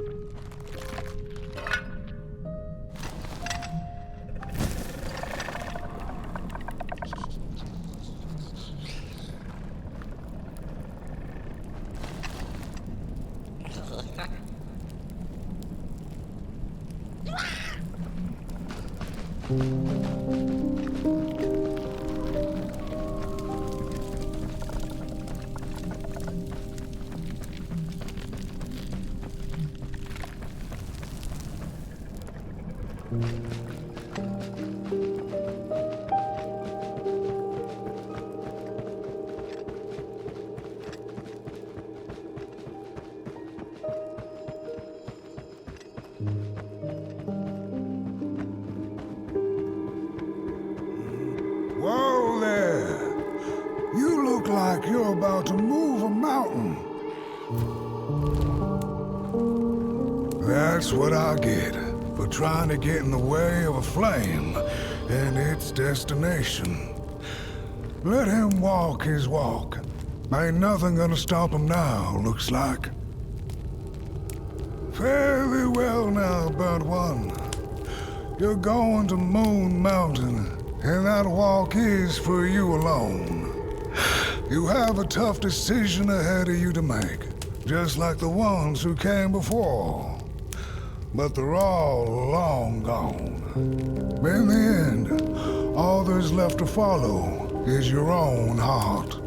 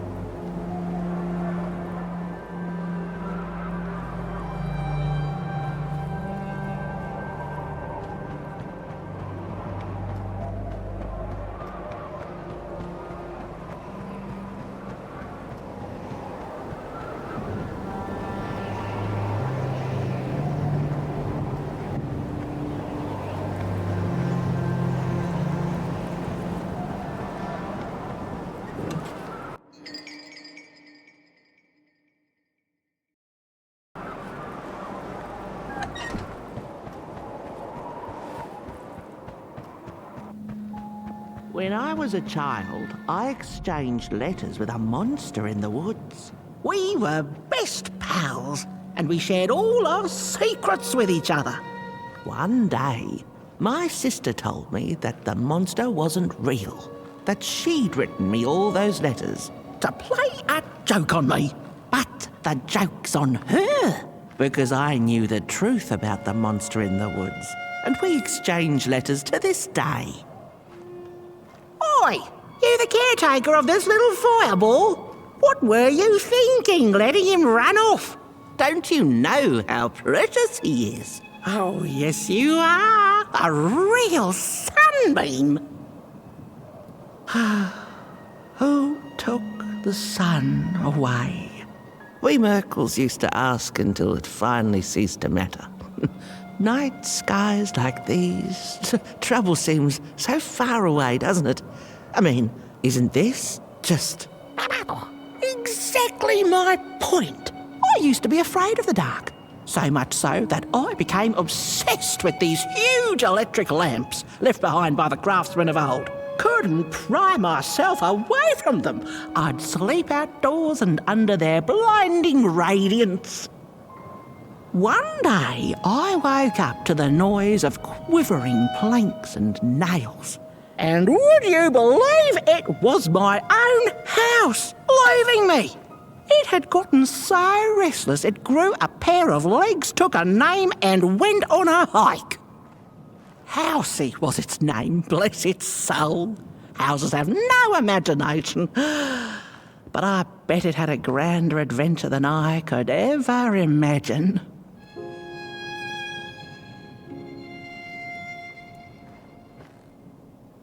this little flame is your home, burnt one. Keep him nurtured and safe, and you'll always find yourself in the right place. Through the rain, in the dark, and over Moon Mountain.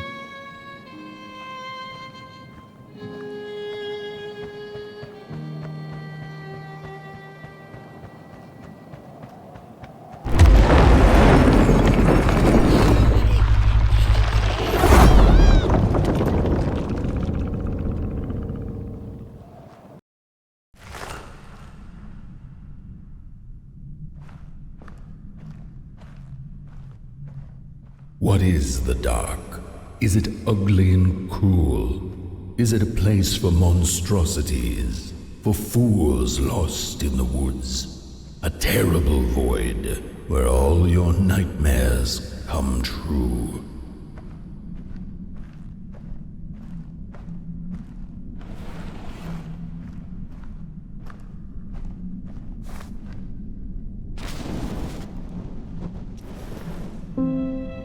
The dark could be a friend, perhaps a space where we might find each other, all of us equal under its cloak.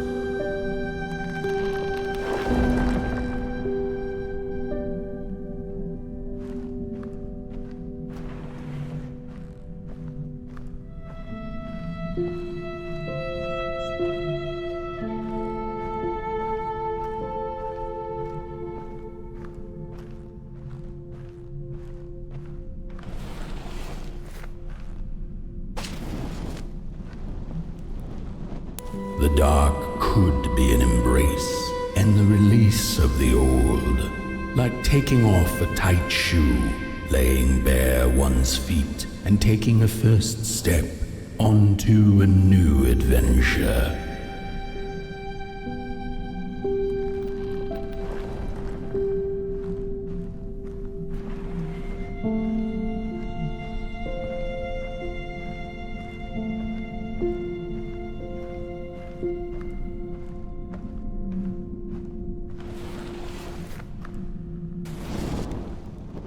The dark could be a moment of clarity and calm, a break through icy clouds and the shameful stories we tell ourselves that fetter us to the clay and mud.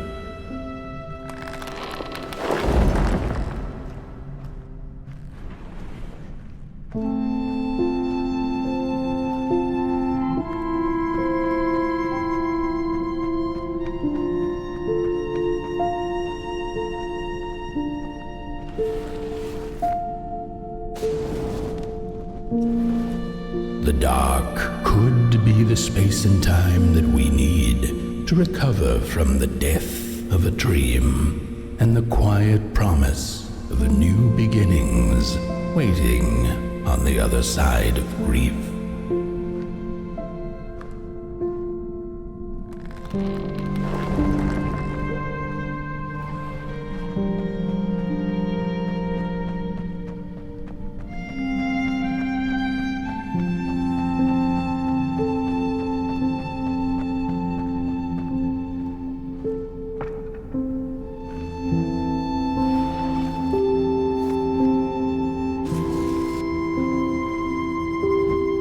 In the end, the dark remains a mystery, its secrets locked away behind the stars.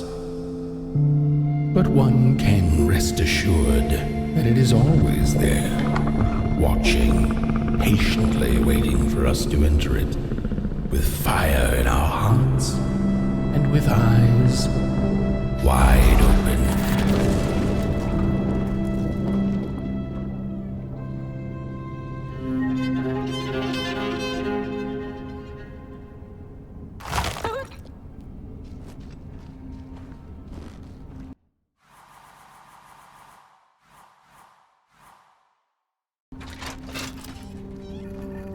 Had her journey been for naught? Would she ever feel the rays of the sun again? Bask in their glory, pick rocks on a cloudy summer's day? The Merkle was alone in her questions, but then again she wasn't. The dark held her in a blanket of nothingness that was cold and warm at the same time. So, she sniffed, "What do I do now?" To which the dark itself replied, "You don't have to do anything." She took an hour's nap then and there, the blink of an eye by Merkel standards, and then she began the journey back home, which seemed much shorter now than it had before.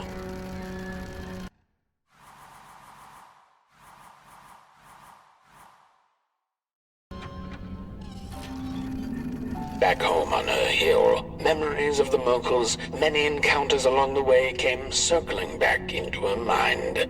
None of her new acquaintances had been able to answer her burning question, but they hadn't been a waste of time either.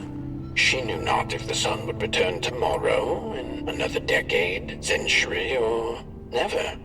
She knew now, however, that she didn't need to know. She had the dark, and in it, anything seemed possible.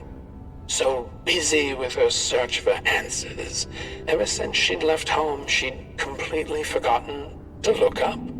The stars twinkled in the night sky, and there were so many, and they kept her good company. If only a little rock-picking Merkel could know that the seemingly tiny stars were in fact thousands upon thousands of suns. The end.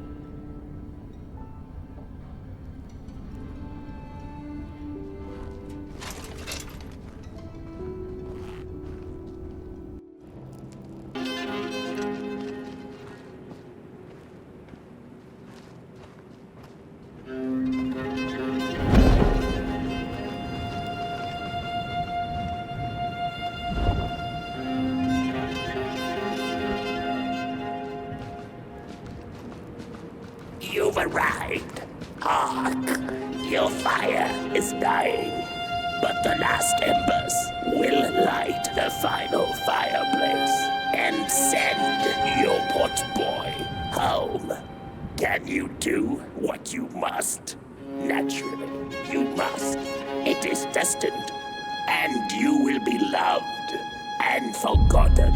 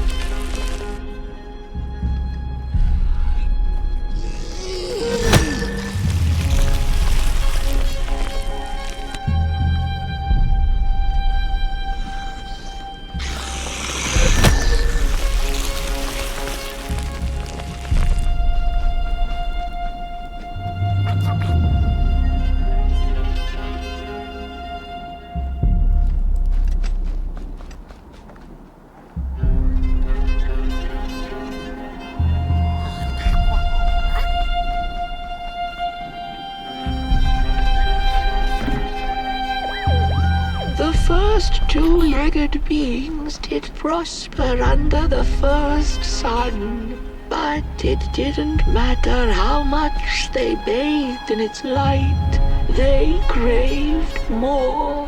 They sought to cage the sun, harness its power, and make it theirs. But the makers in their foresight had put the sun far, far away. So far that no creature could reach it. That's why, in their desperation, the two-legged ones began to collect matches, lighting them like minuscule suns of their own. But there are only so many matches in this world, and one day they'll run out, and they shall once again look to the sun.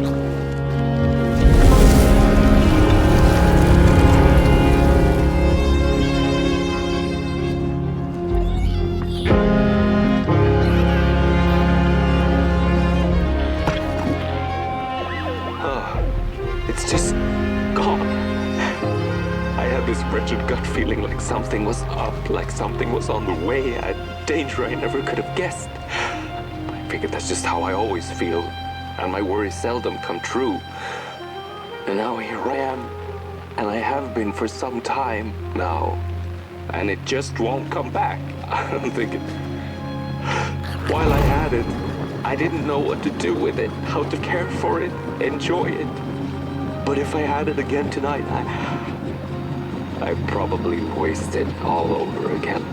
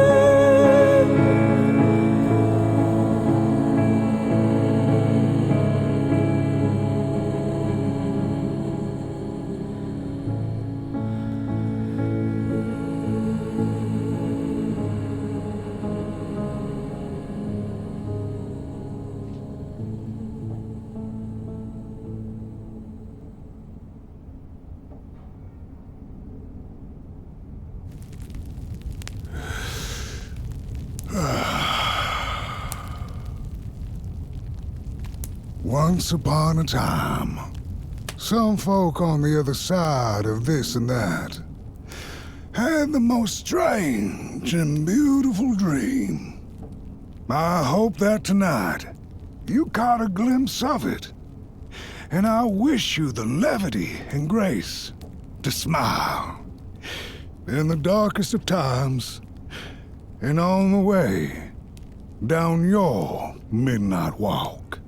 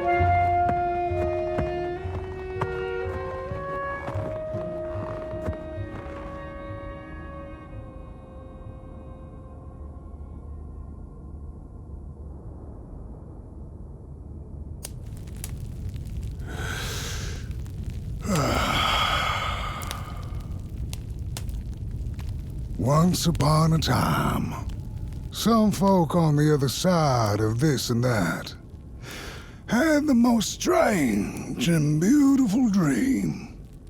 I hope that tonight you caught a glimpse of it, and I wish you the levity and grace to smile in the darkest of times and on the way down your midnight walk.